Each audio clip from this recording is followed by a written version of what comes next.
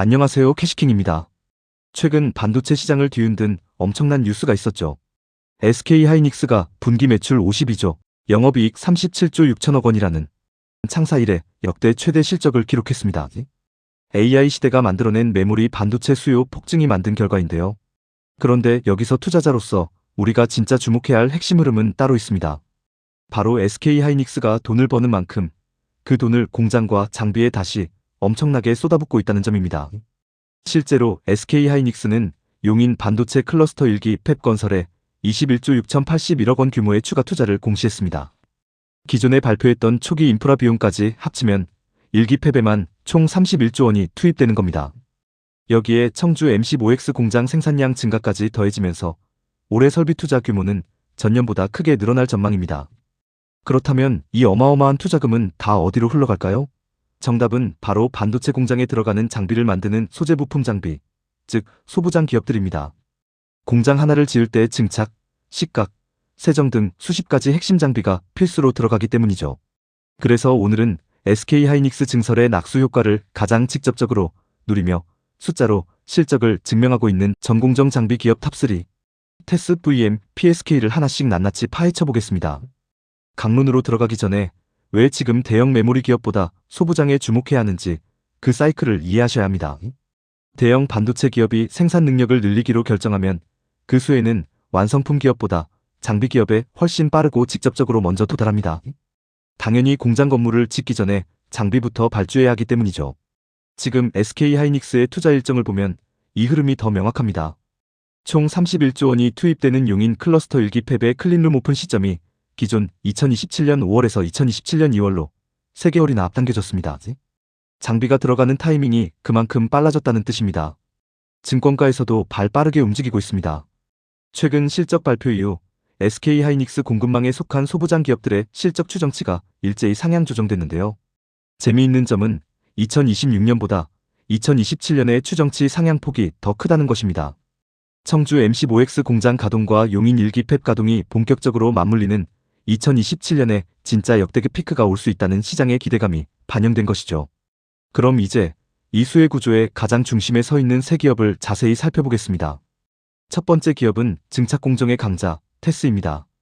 반도체 회로를 만들 때는 웨이퍼 위에 얇은 막을 수백 번 층층이 쌓아 올려야 합니다. 마치 케이크 시트를 쌓는 것처럼 말이죠. 이때 사용하는 장비가 바로 플라즈마 화학기상 증착, 줄여서 PCVD 장비입니다.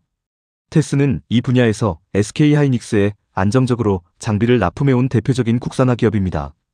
테스의 실적은 숫자로 성장세가 증명됩니다. 2023년에는 59억 원의 영업손실을 기록하며 적자였지만 2024년 흑자 전환에 성공했고 2025년에는 매출 3,511억 원, 영업이익 578억 원으로 가파르게 올라왔습니다. 올해인 2026년 시장 전망치는 매출 4,521억 원, 영업이익은 무려 970억 원으로 전년 대비 67.7%나 성장할 것으로 보고 있습니다. 테스의 핵심 모멘텀은 두 가지입니다. 첫째는 HBM 증설로 인한 D램 전공정 투자 확대입니다. 실제로 테스는 올해 1월부터 6월 초까지만 해도 SK하이닉스와 총 7건, 누적 1,694억 원 규모의 공급 계약을 공시했습니다. 둘째는 삼성전자, SK하이닉스와 차세대 후면 증착 장비, BSD 및 로 K, PCVD 장비를 공동 개발 중이라는 점입니다. 향후 양산 검증이 끝나면 외산 장비를 대체하며 새로운 매출원이 될 것이라는 기대가 나옵니다. 다만 리스크도 있습니다. 테스는 국내 매출 비중이 96%에 달할 정도로 내수 의존도가 높습니다.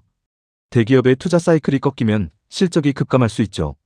또한 현재 주가 수익 비율 PER이 61.35배 수준으로 반도체 장비 업종 평균인 40.70배를 크게 웃돌고 있어 밸류에이션 부담이 있다는 점은 기억하셔야 합니다. 두 번째 기업은 식각 공정의 핵심 플레이어, VM입니다. 막을 쌓았다면 이제 필요 없는 부분을 정밀하게 깎아내야겠죠. 조각가가 돌을 깎아 작품을 만드는 것처럼 불필요한 부분을 도려내는 것을 식각 공정이라고 합니다. VM은 이 중에서도 건식 식각 장비를 만드는 기업입니다. VM이 주목받는 이유는 기술 장벽이 엄청나게 높기 때문입니다. 원래 식각 장비 시장은 미국의 램리서치, 어플라이드 머티어리얼즈, 일본의 도쿄 일렉트론 같은 글로벌 공룡 기업들이 독점하던 분야입니다. 특히 메모리용 식각은 램리서치의 벽이 아주 높았죠. 하지만 VM은 자체 플라즈마 기술을 바탕으로 이 장비를 국산화하는 데 성공했고 현재 SK하이닉스에 다량 납품하고 있습니다. 이 덕분에 실적이 극적으로 반등하고 있습니다. 2023년과 2024년 연속으로 적자를 기록하던 기업이 2025년 영업이익 247억 원으로 흑자 전환하더니 올해 2026년에는 매출 3,157억 원, 영업이익은 무려 281.2% 폭증한 941억 원이 전망되고 있습니다.